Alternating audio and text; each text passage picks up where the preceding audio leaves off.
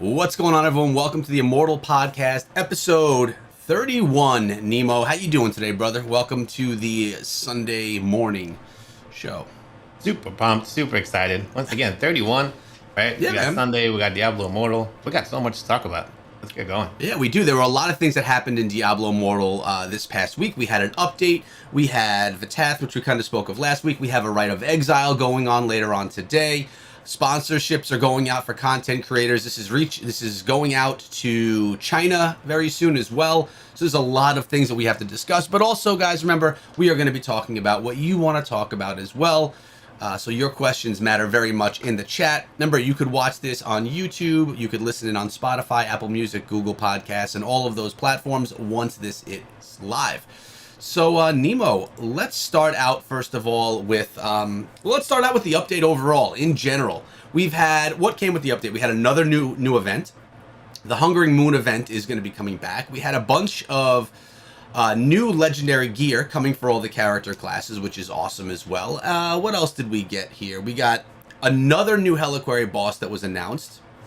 What do you think of the update so far? Oh, and the class change, like the biggest thing, yeah. Did you, by the way, change your class?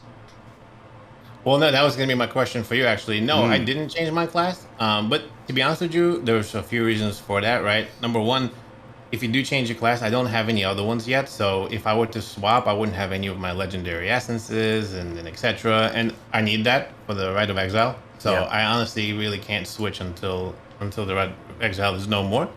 So, but on top of that, to be honest, I also really like the Barbarian. I know that I've played both of the, all the different classes like you have through the alphas and the betas and etc. But the more I play with the Barbarian, especially this time, the more I'm like, yes, I love the Wizard. And of course, I want to play with the Wizard, but there's now new essences, right? You just mentioned that. There's new legendaries that give you a whole bunch of new abilities that really can change a lot of the builds for the Barbarian that make me really, really excited. So I decided to stick around. Yeah, to be honest with you, I really like the Barbarian as well. I didn't change because there was nothing that I really wanted to change to. And again, I did get to play all of the classes in the alphas and betas, so I did get to feel everything. So it's not like I was really curious, saying, oh, what does the monk feel like? Or what does the demon hunter feel like? Because I already know, right? So if I were not in that position, I probably would have given another class a try. But I already know that Barbarian is my favorite. I kind of wanted to feel what the class change system was like how smooth it was, how all that went.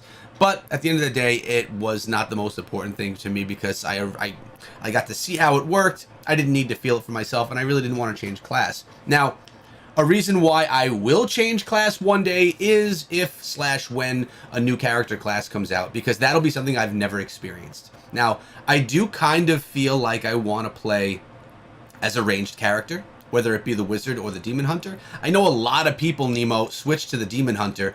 Are you seeing this too? I've just seen a lot of people switch on over to Demon Hunter.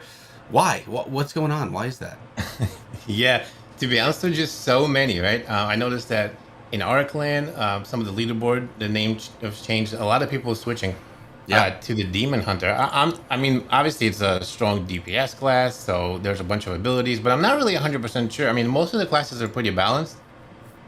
Maybe it's for PvP, maybe it's just for the leaderboards, but a lot of people switch to DH, for sure. Don't know why. I agree. But hey, that was the one that I said I would switch to if I were to switch. It would have been the Demon Hunter. But the class change system came out, but at the same time, we also got new gear that we can utilize for our character classes. So it's something new that you're getting for the class that you are already. So I actually switched out my Whirlwind, the sucking in of all your enemies, which I actually love, and I put in the one that shreds armor. I just unlocked that one the other day. So yeah, it's pretty nice. That's a nice one. I've been looking for that. I've been hunting for that one. Does it work well? Have you tried it yet? Oh yeah, it works. I mean, I do a lot of PvE, right? So I really like when it pulls all the enemies in, and then I could just cleave them, because I also rock cleave. So my initial attack, and I did just make another Barbarian guide, which will be coming out in a week or so. My initial attack is I'll dash in, I'll Whirlwind, suck everyone in, cleave 3 times, and then Whirlwind until they die, right? That's my normal attack. I can't do that as well now that I don't have that sucking in ability. So it kind of stinks for that, but it's going to be better for PvP. I'm sorry, against bosses. It's better, like, because it drops more damage, and it stacks 5 times, 2% I believe times 5, so up to 10%, which is nice. I like it. But have you gotten any new legendary gear yourself, or are you still rocking the same old? No, I did actually. There was one piece that I got. I was hunting for this one. I believe it was I believe it's my shoulder piece. What it ends up doing is whenever you pop a berserker, there's actually a few things, but whenever you pop a berserker, it slows down everyone's speed around you by 80%. So I was like, dude, I gotta have that for PvP, for PvP, but really for PvP, but it also works for PvE as well. Control of the mobs and etc. But it slows down anybody around you for slow speed by 80% whenever you pop a berserker, which I pop that all the time. So that's the one that I got. I haven't got any other ones. I do want the one that you're talking about where it shreds armor with whirlwind. That is epic, but I haven't gotten it yet. Yeah, it's a good That's one. about it. I definitely like it as well. So Nemo, yesterday I was out of town, and it was the first day since the drop of Immortal that I did not even turn on the game. I did not have the opportunity. I was at my dad's house up in the mountains. Service was awful. I was with my kids, and I just was gone all day, and I did not turn on the game. So I'm going to have a lot of bounties to catch up on and a lot of things to kind of get going today before our Rite of Exile tonight. Let's talk about that a little bit, and then we'll get into a little bit more from the update. But we have Rite of Exile. This is our 4th or 5th week as the Immortals. Tell me now. It's our 5th week as the Immortals. Yes. So the Rite of Exile is this Sunday, right today at 8 p.m. And if we end up holding it, this would be then our 6th week as the Immortals. So we're pretty deep into the stages of immortality. We're almost unlocked everything pretty much, and getting to the end there. And that brings me to this. We've been immortal as long as anyone has been able to be immortal, correct? Since the game has dropped. Right? Yeah. All right. We're the first Immortals on the server, yeah. So my question is, when we had what was it, the closed beta, right? There was immortality. I remember there were limited services. I remember Echo Hack was one of the Immortals for a while. How long was immortality able to be held during that? Do you remember? Because I don't. I don't know how. There was two stages, right? The first time wasn't in the beta. It was actually in the second stage of the alpha, and Rax was the Immortal at that point. He was actually the first Immortal, like, in the world, I think, or something like that. Mm-hmm. And during that stage, there wasn't really any of the mechanics to allow the Shadows to really gain too many buffs. The second stage is when Echo Hack and team became the Immortals, and we had a lot more players. This is a Canadian server, I believe, is what we were on. But during that time is when they introduced the buffs to the Shadow to basically, I don't remember what it was then, but I think it was like 3 weeks. It's almost the same. When the Shadows just got a much stronger buff than the Immortals, and eventually, the Immortals end up falling because they can't hold, right? So that's what was happening back then. Yeah, I knew it was a little different. I wasn't as involved in the Immortal stuff back then as I am now. So I just wanted to ask, on top of that, right now as it sits, every single week that we hold immortality and that you are the Immortal, it gets more and more difficult for us to hold. So last week we had to win X out of 10 battles. This week we have to win more of those battles. Is that correct? How does that mechanic work? Well, so what ends up happening is the Shadows have to reach and finish Reckoning 3. There's multiple stages in the Shadows, right? Yeah. So when they get to, I believe it's Reckoning 3, they start getting some serious damage buffs against the Immortals. In fact, their damage and defense buffs are a lot bigger, stronger than the Immortals. So there's the positive for the Shadows there. Then once they finish Reckoning 3, they actually need less wins to take Immortality. So normally, like right now, they haven't finished Reckoning 3. So this week, this Sunday, we don't need any more wins. Next week is when the Immortals would be a little bit, the Shadows would be a little bit stronger. So this week, we need to win 6. Next week, when they finish Reckoning 3, they're only going to need to win 3. So we'll need to win 7. Wow. Or you can keep going that way. It's just going to get harder and harder and harder. Eventually, if we do end up holding, it'll only be 1. So as long as one Shadow Clan's wins, it goes into the challenge of the Immortal. But this is a mechanic that basically makes sure that the Immortals don't win for more than X amount of weeks. That's kind of how it works. I like that. I like it, though, because it forces turnover. Like, you, me, all the Immortals, we could be the strongest on the server, but eventually the odds are just going to be against, even if the strongest people are there, just because of the numbers and how many wins you have to pull in, which is great. It's going to let more people come in, step in, and us be dethroned eventually. Obviously, we're going to try and hold that throne as long as we can because that's kind of cool. By the way, Red October just said in the Twitch chat, you unlocked all immortal buffs and we shadows are climbing Reckoning 3. Did we cap too quickly? What does he mean by that? Well, so they have a bunch of stuff. I don't know. See, the thing is, the way kind of works on the server, on both the immortal side and even on the shadow side, there are a lot of people that probably aren't doing either their dailies or their shadow activities or etc. Generally speaking, I think they should have gotten to Reckoning 3 by now. I've been checking it with other servers, and they're definitely way over Reckoning 3. So I'm not really sure exactly. I know that a lot of the players do a lot of the maxing, right? And then some players don't do a lot of the work. So maybe that's what it is. But overall, the shadows do have to reach it before they get before they get to the 3+. All right. Well, so what Nemo and I are going to do is there's not going to be an Immortal podcast next weekend. I'm actually moving and I'm not going to be able to do it. So we're going to have video. Nemo, you going to put out a video on this, on the experience as the Immortal in the Rite of Exile, or is that not something you want to put on the channel?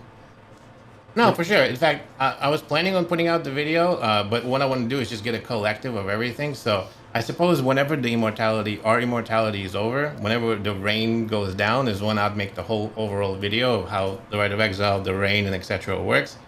But yeah, I'm playing. No, for sure. I mean, there's really nothing to hide, to be honest with you, right? Immortality is hard, it's tough, and then eventually you can't hold on to it for long. It doesn't matter how strong you are. Right. So, I mean, I've been putting out videos nonstop, but in fact, for the last 2 weeks, I think I went like a rapid fire Immortal videos. I think there's like 10 or 12 Immortal videos that cover literally every aspect of immortality. Yeah, those are great videos, super in depth, and they really take you from A to Z on anything related to immortality, which is great. Those videos are needed, and honestly, not everyone can make those videos. Only the Immortals can make them. So Nemo is, I'm thinking now of content creators that are holding immortality. You may be the only one, Nemo, content creator that's holding immortality. There may be one other. I forget his name, but he's a whale in the game. I think he like maxed out all of his gems or something. Not too familiar with him as a person. I just saw something, but still, not a lot of people are able to make these videos. So that's pretty cool. But let's talk about something else, because immortality, it's awesome, but it's only available to people that are hardcore in the game, right? Like, most people playing don't care about immortality, Nemo. They care about running rifts, and they care about dungeons, and they care about Heli-query bosses, or just grinding the game and searching for gear. Honestly, in my opinion, maybe 10%, 15% of people that play the game actually care about fighting for immortality. I think there's a lot more of a casual audience. But so what else do we want to talk about today? Something that I've seen happening quite a bit, Nemo, is content creators, right? And this is a good thing. There's a couple of things that are good. The China discussion we're going to have, and the content creator discussion we're about to have right now. First of all, I want to put this out there as I pull Nemo back on the screen. Nemo and I are not sponsored by Blizzard. We don't get paid for anything that we do for Diablo Immortal. We put videos out, and we have never gotten paid for our content. Just want to put that out there before I make the next statement. But I have been seeing content creators. A lot of content creators who I'm actually pretty close friends with. Now, remind you, I've been on YouTube for over 6 years. Only 2.5 of those years have been on this Diablo Immortal channel, but I've been on YouTube for 6 years on my main channel, which is Echo Gaming, and there I cover a lot of Supercell games. I've made a lot of friends over the years. People that cover Brawl Stars, people that cover Clash Mini, people that cover Clash of Clans, and I've been noticing on social media and people hitting me up because they were asking for information about the game. They wanted some guidance. They wanted maybe me to, help them out with a video because I know Diablo Immortal. A lot of content creators are getting sponsored. So what does this mean for Diablo Immortal? This is what I think, Nemo. Anytime I play a YouTube video, anytime that I go on Instagram or Facebook, but really, who goes on Facebook anymore? I don't. But, we'll assume that since it's tied in with Instagram and I know they run them. There's a Diablo Immortal ad. This is very good for the game. Diablo Immortal has just hit 20 million downloads. I believe yesterday they posted that over on Twitter, and this is massive for the game. Even if a large or a percentage of these people download it, try it, and don't like it and get off of it. And it reminds me of a game called Rise of Kingdoms. And I see Spooby in the chat right now. Thanks for the donation there, Spooby. A Clash mini content creator who's actually been helping me with some decks over on the main channel. Thank you, Spooby. When I played Rise of Kingdoms, something I used to always notice on the main channel was that there's Rise of Kingdoms ads everywhere, and they're bad, right? At least Diablo Immortal ads are really good and showing real gameplay, but the more advertisements you see, you could just be guaranteed that the game is going to be continuously growing. People are going to be trying it out. They're going to say, oh, let me click on this and try it out. It means growth for the game. So the ads are there, and these content creators, many of which I know personally, are getting sponsored opportunities, which means they're getting paid to play Diablo Immortal and to put it on their channel, which is not a Diablo Immortal audience. So you have someone that has 1 million followers on their YouTube channel or whatever platform they choose, and that's 1 million people that follow that person that don't play Diablo Immortal or that don't follow them for Diablo Immortal. So it's new eyes to the game, new exposure. And of course, less people are going to watch that video than they do their typical content, which may be for another game. But at the same time, it's new people that are being exposed to it. And this is really good for the growth of the game overall. So between ads being placed on all social platforms and sponsorships going out to content creators, we could look at Diablo Immortal and say, okay, the growth it's going to be there. But Nemo, I'm going to bring you back in because I've been rambling for a while, and I want to talk to you about China, right? I just put a quick update of the blog that came out about China. Diablo Immortal is coming to China, I believe, on the 25th, which is tomorrow. What do you think this means? I mean, I discussed the sponsorships and advertising. Do you think that China has the same type of an effect? Yeah, for sure. I mean, in general, I think somebody said, right? I forgot who it was, but when I was listening to, I think it was either Rod or Mike or somebody was talking about the Diablo Immortal, and they said that, hey, most of the players that are going to play Diablo Immortal still haven't tried it. And I was like, that kind of what sort of put everything in perspective for me, right? I'm like, wow, that makes a lot of sense. I mean, one, we're in a small circle of hardcore people that obviously have been, trying to play the game for 2 years before it came out, but a lot of the other people haven't even heard of it, right? They don't watch YouTube or whatever. So being exposed to this type of a game and market is great. So with the pushing of the content creators across all other platforms, the ads, and then China coming in, obviously that's a huge market, right? A massive market. In fact, some argue that the Immortal was made for that market, right? So there's going to be a whole bunch of players coming in there. So all in all, I think that's a really healthy thing for the game. And I think in general, the game has so much potential. We haven't really seen any of it yet. That's kind of what blew my mind, that statement of, hey, most players haven't even tried Diablo Immortal. I was like, oh, wow. I stepped back for a second, like, oh, yeah, that's right. I was like, me and Echo are one of the, hardcore people that have been trying for 2 years before the game came out. But yeah, this is a very, very positive thing, I think, for the game. So I'm with you on that. And something else about China that we don't think of, this microtransaction type of game, it's not as accepted here in the United States. It's newer here.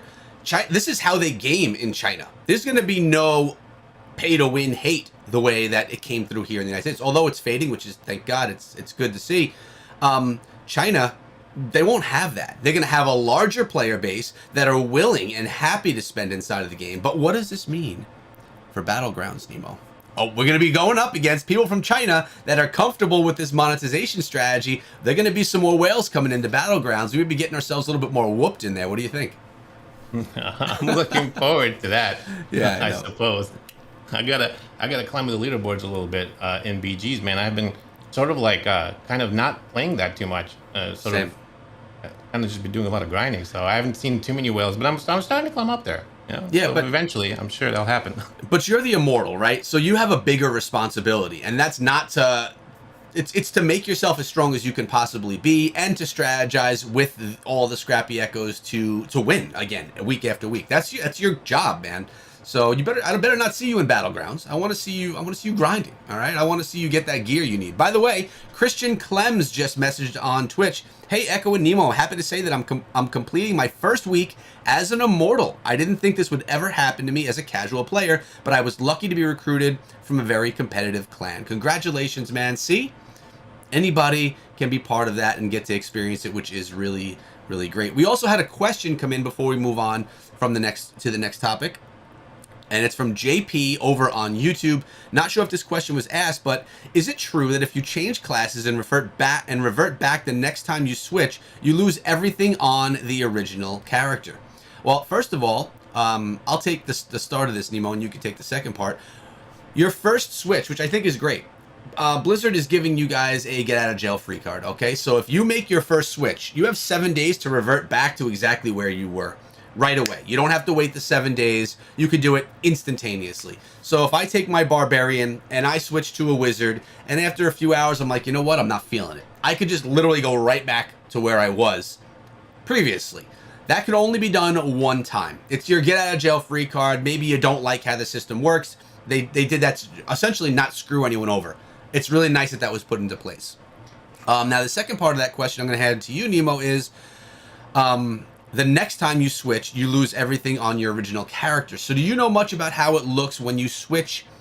So let's say, let's use Sovereign from our warband really quick. He switched from a wizard to a demon hunter, right? Let's say he grinds demon hunter for a month. By the way, Sovereign, the wizard guide that I just put out on my channel yesterday, that's his wizard build, and it was pretty OP in my opinion. So check out that video if you're looking for a good wizard build.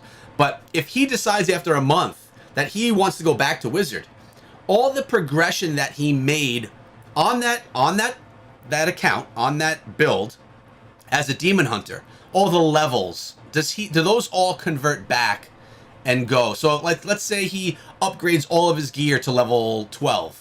And when he was a wizard, it was only at level 10. But he upgraded all the level 12 while he was a demon hunter, and maybe some gem progression along the way. Let us know what that looks like if he were to convert back to it a month later. Sure, yeah. I mean, high level design aspect of it, you're not supposed to lose anything. And in fact, everything transfers, right? In general, gear levels, gems, all of that stuff, you don't lose anything. It's sort of like a get out of jail free card type of thing. Hey, I've been playing this class, but I want to try a new one. And like Echo said, you can even revert back. There are some bugs. I think that's what some of the folks in the chat are mentioning. Some people have noticed that sometimes they lose the gear that they're wearing.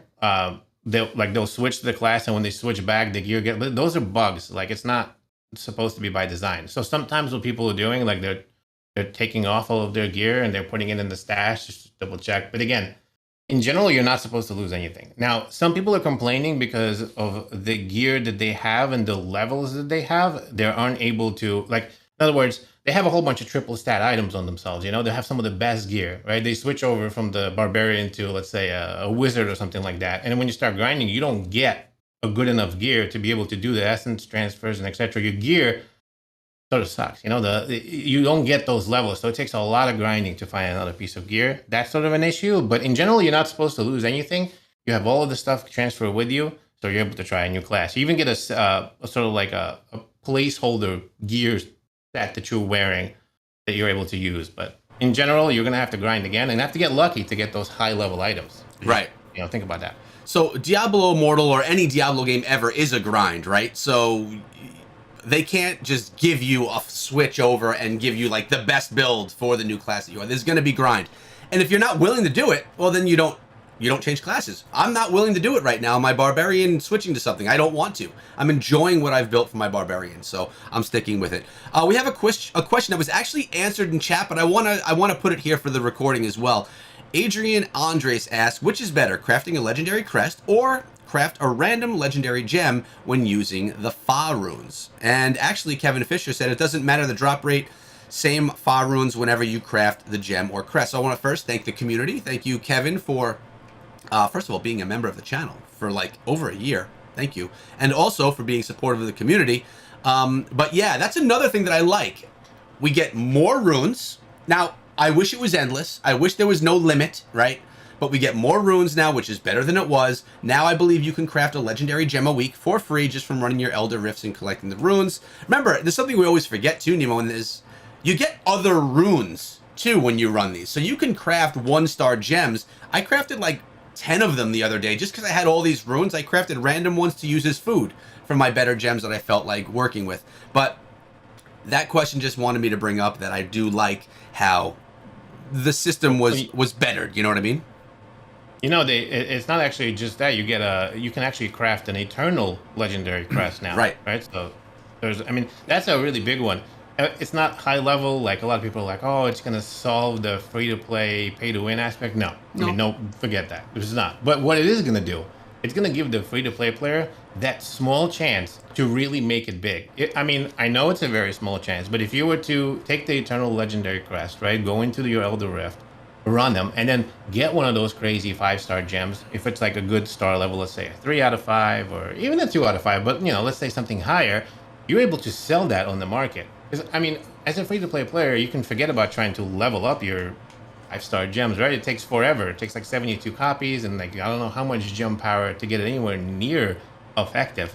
So there's no point in having it, right? So a lot of the times people are kind of pissed off, like, hey, I take my regular legendary crest that I get free, for the month or whatever. I go put it in. Even if I roll a five-star gem, I can't sell it on the market, and the most I can do with it is just put it into my other gems for 32 gem power, just like nothing. So having this Eternal Legendary Crest gives you a big deal, because if you are able to roll a 5-star, and I know, hold back, it's extremely low chance, but even if you're able to roll like a 3 out of 5, you can sell it for 120,000 plat. If you roll a 5 out of 5, you can sell it for 640,000 platinum. That 640k in plat can get you all the gems you ever need, and the regular ones. So it's really a big deal if you get lucky. Yeah. You didn't have a chance at all before, and now at least you do. But it is a small chance, and I don't think it's going to overall affect too much, but it is going to give you a chance. So I love that. It is going to affect some things, and part of it is just the player experience, right? Free to play players. Okay, my editor, for example, this morning, he's a very casual player. I don't even think he hit Paragon yet. He had 3 legendary crests that he got for free. He got himself a 2 out of 5 echoing shade gem. That for a free to play player is really exciting. He's going to be able to experience what that gem can do. He did it as a free to play player. So although this new mechanic, Nemo, is not gonna make free-to-play players be able to end game compete with pay to win, it lets them be able to experience the side of the game that they may not have been able to experience before. So that's really good. It's good for the player experience, because remember, the free-to-play casual players, they don't care about being the best. They care about the experience, enjoying the game. So I think Blizzard did a nice job with just modifying how the system works. Now, with that being said, Nemo, what do you think about... So for me, I had a, why am I drawing a blank on the name of it? The one that prevents you from dying. Phoenix of the Phoenix Ashes, right. So I had a Phoenix Ashes 3 out of 5, which I'm wearing now. And I had a 2 out of 5 Phoenix Ashes. About a month ago, I used it as food.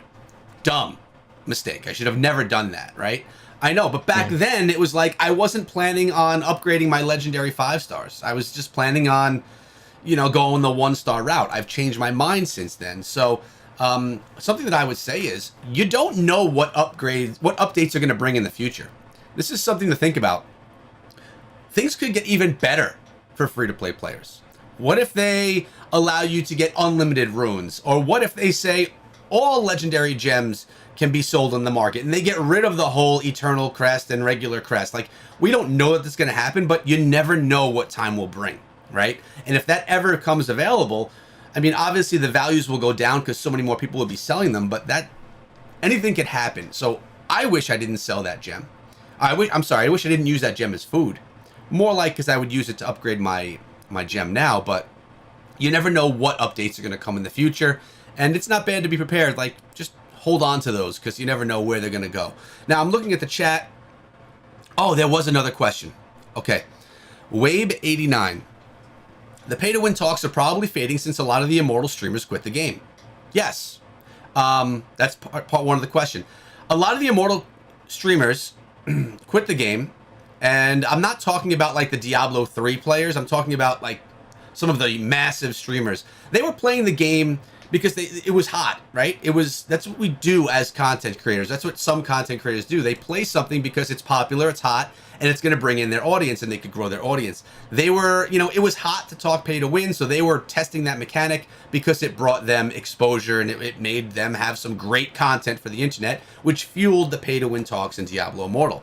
So now the second part of the question: how do you guys feel about the pay-to-win discussion and what Blizzard did with the game? Thank you in advance. Now, obviously, Nemo and I could both probably say we wish that it wasn't pay-to-win and it was, just more balance for everyone. I think everyone could agree that that's what we wish that it was.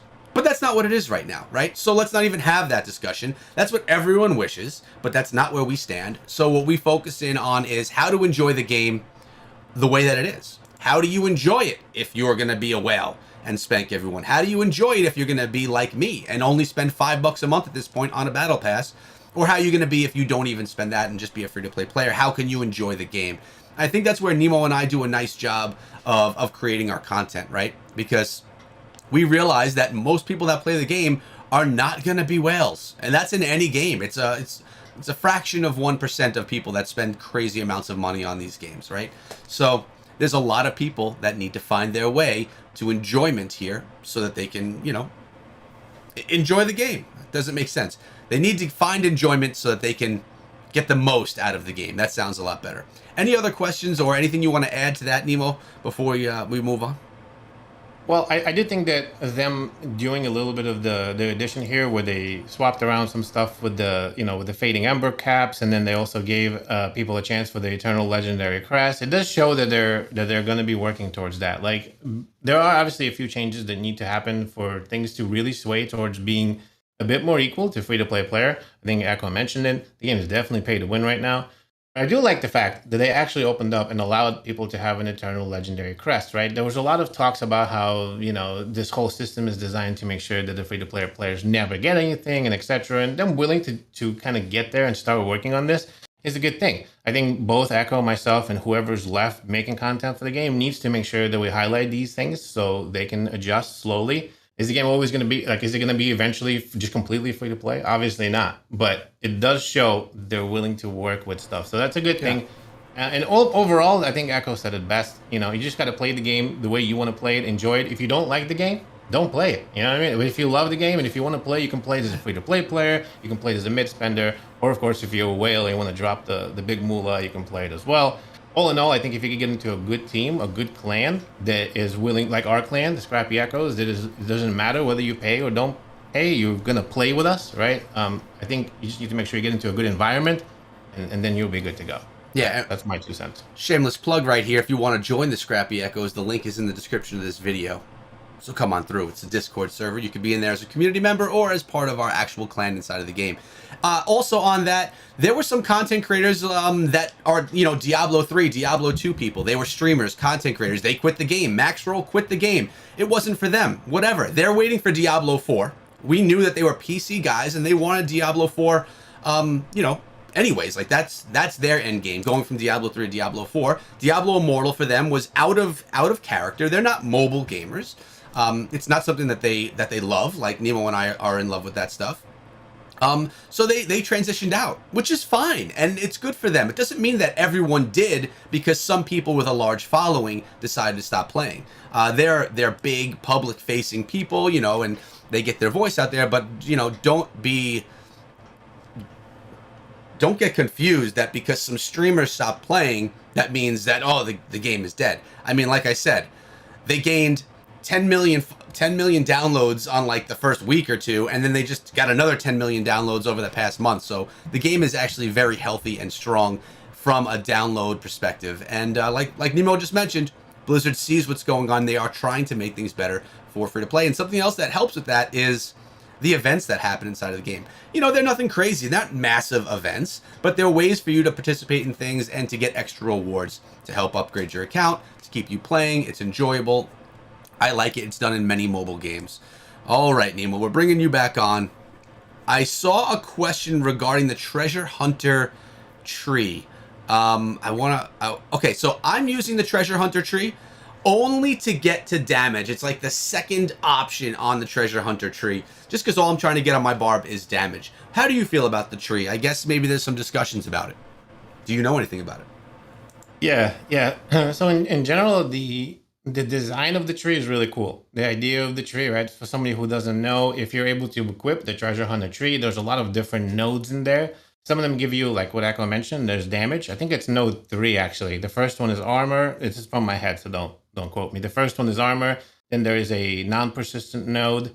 I forgot what it is. And then afterwards is the damage. But if you keep going in the treasure hunter tree, there's things that give you more legendary drops, more gold, things like that. That's the whole idea of the treasure hunt tree, is to give you more loot as you're like running around and trying to get things, more loot from bosses, from chests, and so on. And the issue with that is a lot of people are saying that it's not very effective. I used some of the tree just for a little while, but to be honest with you, there are other trees just outweigh it in most scenarios. Like, I mean, maybe if you're just running around in the world completely single player, not doing anything, not caring, maybe you could use it.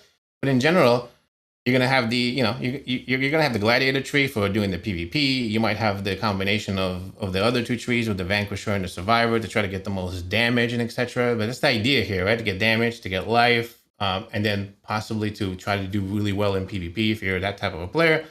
Treasure Hunter is kind of in the middle. There's really much. It doesn't really give you too much benefit, and a lot of people are complaining, saying that it doesn't really give you the loot that you need. So because of that, some people are like, "Hey, the Treasure Hunter tree is useless."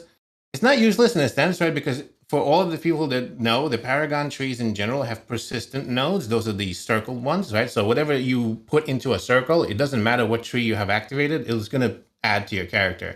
And you have the box ones, which only activate when you have that tree, that Paragon tree active. So in general, it's a combination of kind of like both things that you need to do. So Treasure Hunter, like you said, has damage in it, which is an important thing for a barbarian. So you're going to use some of it, right? But in general, the rest of it, I'd say it's a waste of time, in my opinion, right now. I agree as well. I don't want much more besides the damage out of it. But we have a question coming through with a donation from Spooby. I have a huge question. There's a girl I like. She plays Diablo Immortal, and she's totally hot and awesome and cool. What class should I use? All right, first of all, she has good taste, if this girl is even real.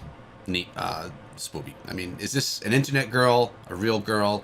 Is this a story? I don't know. But if you are looking to impress a lady, or a man, or whatever it is anyone's looking to impress, I would say you want to choose the class that requires the most skill, which would be, in my opinion, the wizard.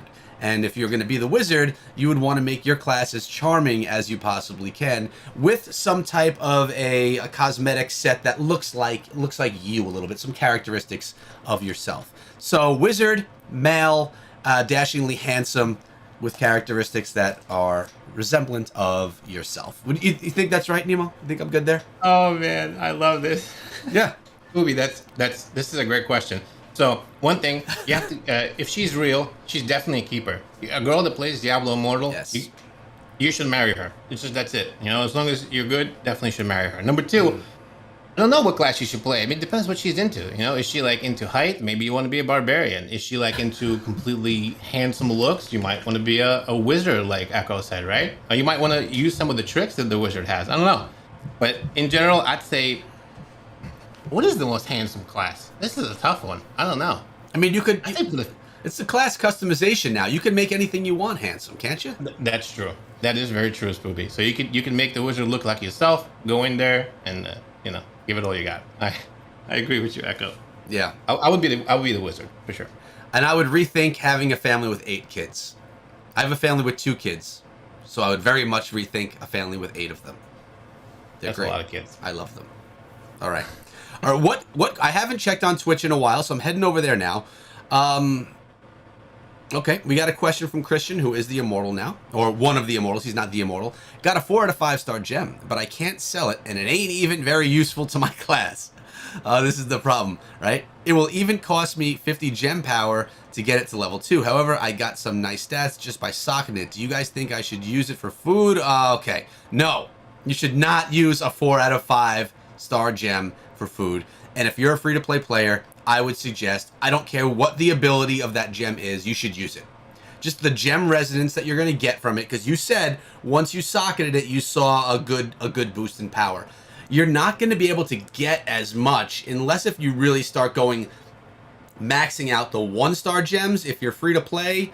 But I still think you could probably get a legendary gem 4 out of 5 star. By the way, I'm curious, what is the gem? Let me know. You could get it to a 2 level 2 easy, and you could probably over time get it to a level 3. Honestly, if I'm being fair, I think you probably could. You'd have to get a little bit lucky on dropping another one. I would say do not use it as food. That's a mistake that I made with my Phoenix Ashes, and it was a 2 out of 5, and I'm regretting it. I don't even have any 4 out of 5 star legendary gems.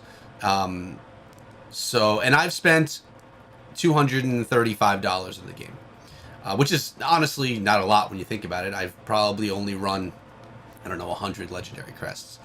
But I think you're very lucky to have gotten that, and I think that you should definitely keep it. Nemo, do you agree, or do you want to revert back to your 1-star resonance and all that scoop? Well, it really depends what he's trying to do, right? So if the overall goal is to not, if you just got this gem and you're never going to spend it, but now with the eternal legendary crest around, you might actually be able to do something. In general, if you have a 4 out of 5 star, right, that gives you almost max resonance once you start upgrading it. So it's going to bump up that resonance really high. So it's very difficult for us to kind of like tell you whether you should or you shouldn't.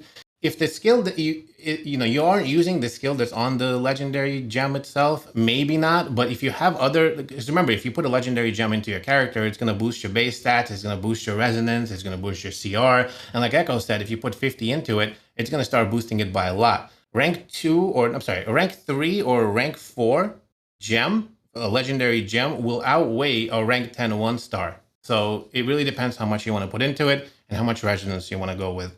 But in general, I think Echo has got the right choice. I would just keep the gem. 32 gem power is really not worth it, especially for a 4-star. Even if you don't use it now, you might want to use it later, and etc. Keep the gem for sure, and just sit on it. Because you can't sell it. There's just no point in putting 32 gem power into it. Yeah, I agree. And this is Nemo, who a few weeks ago, if you watch our older podcast, we talked about gems. It's a gem episode, and he was big into the whole 1-star resonance. He did a lot of research, tested it out, and he actually switched his thoughts.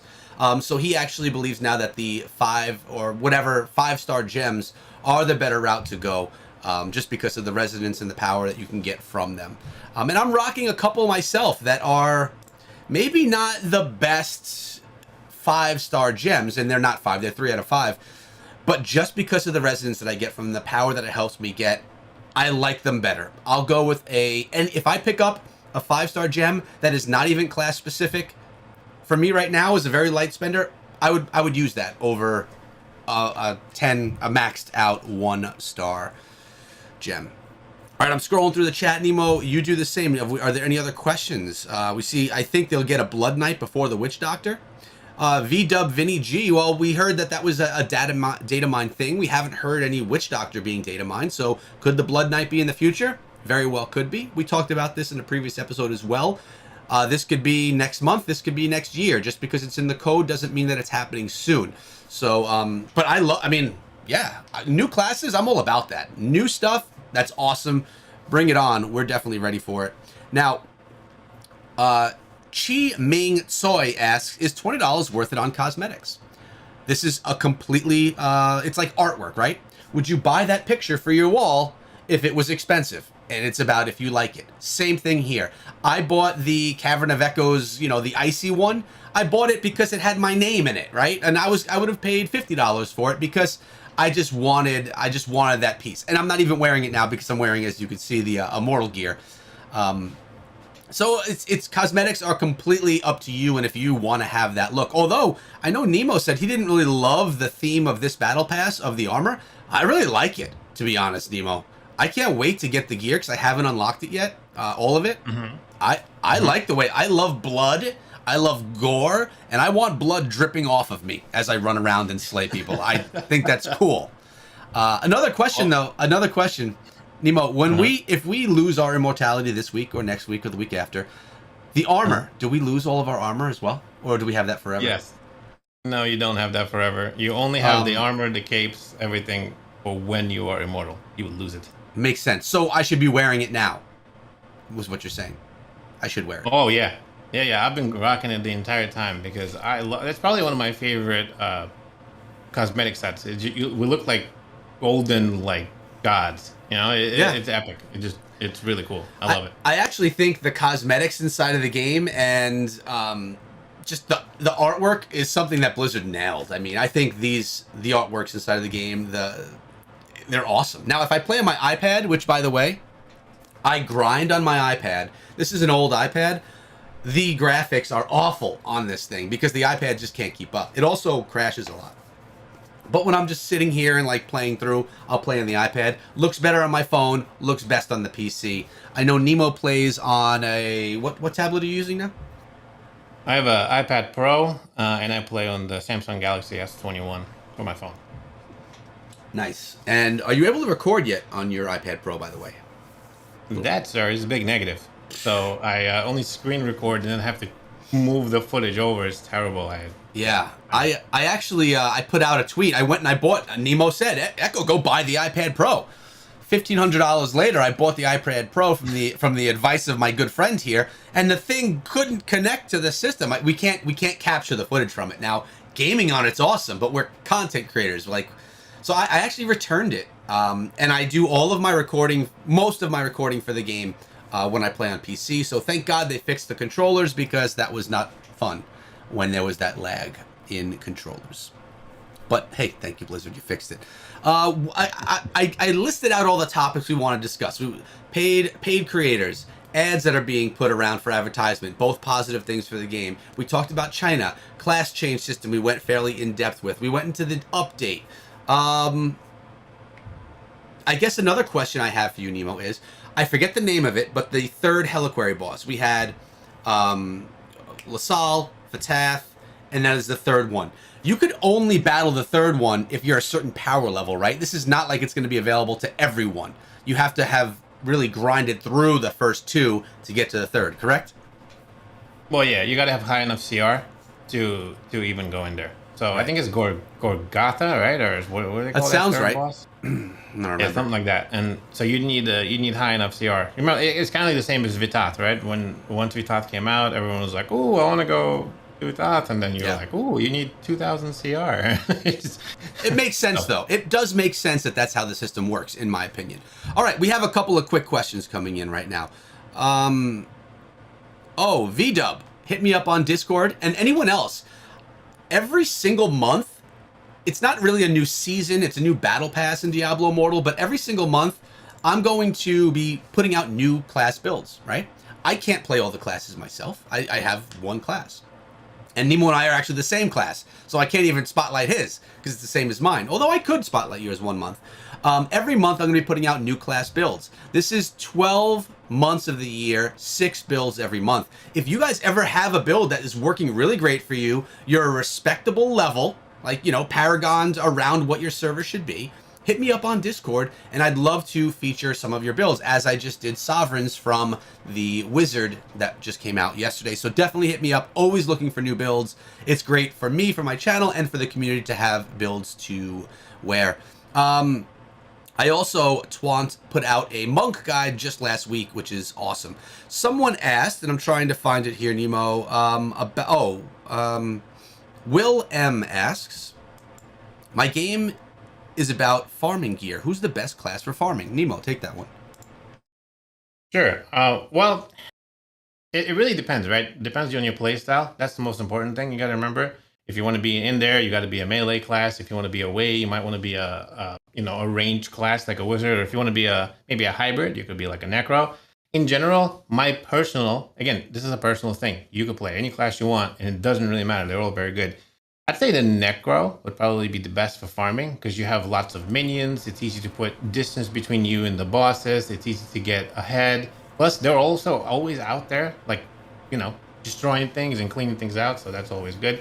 I'd say necro would be my top class for farming. What do you think, Echo? I agree, 100%. Just because you have your minions out there doing more stuff for you. Now, if we could have a pet that would go collect all that crap, it would be even better, right? Because remember, a lot of times, even when I'm the barbarian and things drop, like from my shadow that comes and fights alongside me, I sometimes miss the stuff because the battle happens over there and I don't see it. So if I had a little pet that would go collect everything, or if it would auto collect and just go to my mail, then definitely the necro, because you could send your stuff out everywhere and they'll all collect. I want that so bad. I know. I asked for that so many times, man. At least just the gold, something, please. Yeah, I know. I agree. All right, so we have Ned asking, is there a chance they'll make a different PvP that can team up with your party? Ned, personally, I think that PvP is just starting, right? Like, Battlegrounds is a starting point. PvP's never been successful in Diablo games before. It's always been kind of a mess. And I think out of all the times that we've seen it, Nemo, you correct me if I'm wrong, this is the best they've done so far. Do you agree with me so far? Yeah, 100%. Oh, for sure. All right, so you have your ranking. If you suck, or if you have really low levels, you're going to be at the bottom of the ranking. The people that are whales or that are really good and have high gems, they're going to be at the top. You're not going to be battling them. That's how the system is made to work, right? So I think the system is in place. And like I said, this is just the beginning. I would anticipate over the years, and I'm not talking months, but over the years, we're going to see more PvP implemented. I have no idea. There's no word on it, but I would just guess that they didn't build a whole PvP system for one battleground. Like, that's a whole system that they put into play, spent, crazy amounts of time to build how it works. Why only have it for one game mode and for your Immortal Shadow battles? Like, it has got to be more coming. Believe me, if more comes, I will be ecstatic, and I will be putting out a big hype video about it. Because honestly, I don't love Battlegrounds as it is right now, Nemo. I don't love objective-based stuff typically. I just want to be put into a world where I could just fight, That's kind of what I want to do. So I'd be happy. Do you think there's going to be more coming over time or what? 100%. And in fact, I think they even said that, right? One of the either the drops or one of the when we were talking to them, I think they mentioned that the cycle of strife is the beginning stages of PvP for Diablo Immortal. They mentioned something like that. They were really cryptic about it, but they basically said that this is just the start of PvP, which to me, I know I'm assuming things, but the start means there's a lot more coming. So yeah, I would assume that there's going to be a lot more coming for sure. I'm pretty excited about that too. So Yeah. let's see what kind of modes come in. And I've said this time and time again, and there's new people in here that have never been here before. By the way, if you haven't subscribed to the channel, make sure you do that right now. Subscribe, ring the bell, Diablo Immortal stuff regularly. Also, Scrappy Academy is Nemo's channel, and it's linked down below. Go check him out. Also, the only content creator, or one of the very few, putting out high-end, high-level Immortal content, because he is the Immortal in the server, the only one that can do it. Check out his channel, sub if you're into what he does. But something that I say all the time is, these games, mobile games, are not built to have it done and then release it. They're built to have it done and then continuously build upon it. And I'm telling you, Blizzard made some mistakes with Diablo Immortal, but they're doing some things right. The upgrades, the updates, and all of that stuff has been really good. We've gotten new Heli-query bosses as promised. We're getting new events that are happening inside of the game. A lot of different stuff has been coming, and coming a lot more quickly than I anticipated. So I think bigger changes will be coming over time. Those bigger changes be new character class. I mean, look how quickly, Nemo, they put in the character class change. It was literally a month. Like, that's a big deal. That's a big system for them to implement. And I think they did it right. Don't give it to us from day one. Let us enjoy our class. Make us get hungry for other classes and then implement it. And I think it worked out well. Now, who knows what next month is going to bring? I mean, we know that Heli-query bosses are going to keep coming, but I wonder, is there going to be a point where there's just too many, where we can't get enough high enough combat rating? If they keep bringing Heli-query bosses every month, can players keep up with that, Nemo? 12 a year?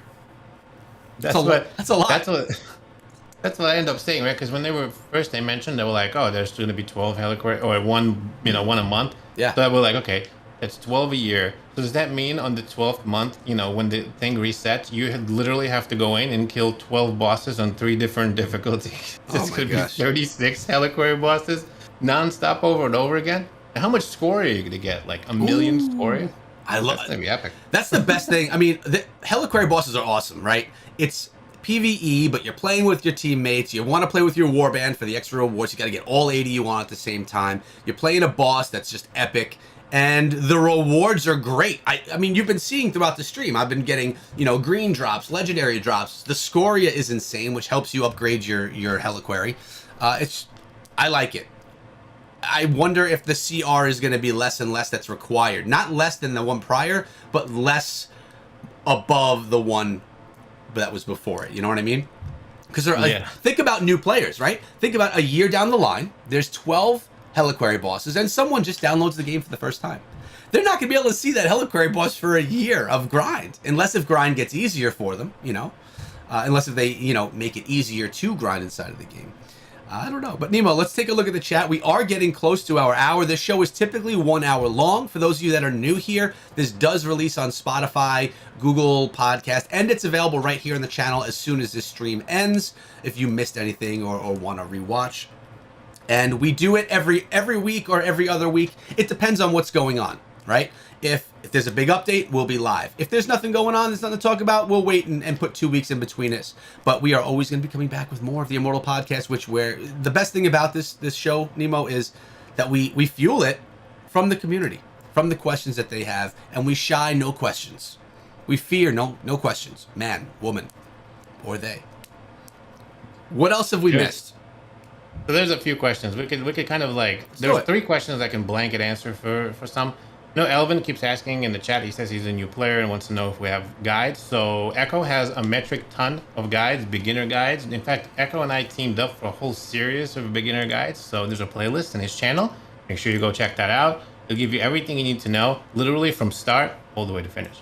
Second thing, a lot of people are asking about the Diablo Immortal lore. Remember, again, I'll plug Echo in here. He actually has a whole series with 9ball, who is the god of Diablo Immortal lore, or just lore in general when it comes to Diablo. And he broke it down into like so many different, it's really amazing. If you want to know about the lore, 9ball is your man. He was here on the Diablo Immortal podcast. He was with Echo with a series of videos. He was also with me for 1 or 2 videos as well. That's where you can get all of the lore you want.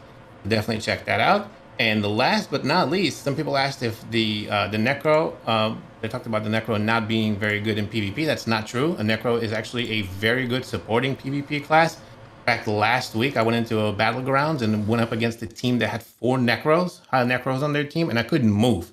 Our entire team couldn't move. We just died the whole time because the Necros are an extremely effective supporting class that allow you to just stand back there and CC enemies, so then you barbarians and the crusaders and the rest of the folks on the team can just melt them down. So very important to have a good Necro on the team. Those are the 3 questions I've seen so far. If you have any other ones, make sure to tag us. But that's coming back to you, Echo. Yeah, thanks a lot, man. I know that you just recorded a video with 9 as well, so I'm looking forward to seeing that one drop soon. 9ball is like the lore master, and before, like when I started this channel, 9 and I hooked up, and he started telling the story. I think it's a 10 video series on just what happened in the whole Diablo franchise, because you don't get it all from the games. You got to get it from the books, and 9 reads a lot, and he reads the story in the game, where I'm the guy that clicks through. And that's why I need to talk to him to get the story, the cliff notes, if you will. But Nemo, another successful podcast. Rite of Exile tonight. Good luck to you. I hope you can move in your battle tonight. Thank you. I got some covered for that one, by the way. Nemo has been preparing. I will say he is a strategy master and a grind master as well. Exactly what you need to be the Immortal. Nemo, any last things you want to say? No, I just want to say thank you to everyone for coming up here. I also want to say big shout out to all the scrappy echoes that are in the chat, that are hanging out with us, that are playing the Immortals with all of us, right? It's because of them that we're able to do all of this. I just want to say I love you all. Thank you so much, and pretty excited to see what happens tonight. And Echo, it's always a pleasure, as I said. It is, but we have an end of stream question from Red. I'm choking over here. 1 second. Okay. I gotta get prepared for this. All right, end of show question. Super easy. Okay. Halloween candy. Which is the best? Halloween candy. Oh, easy, dude. You go first. It's got to be a Milky Way. The little mini Milky Ways. Milky Way. 100%. What? No, man. What are you? I'm having a hard time picking. I'd say a Twix probably would be my favorite, to be honest with you. I can respect the Twix. I really can. But yeah, man, the Milky Way, it's just delicious. It's like heaven in your mouth. Not even a... What's the dark Milky Way? The other one. The dark one? That one's pretty good. Too healthy. Not okay. All right. Yeah. Hey, guys. Thanks so much for sticking around. Fun podcast today, Nemo. I appreciate you coming through. And we'll be back with another podcast next week. I'm moving. The week after, we'll be back. Videos all in between. Don't miss them. But we're out of here for today. Have a great day, guys. Sub and ring the bell. And be good.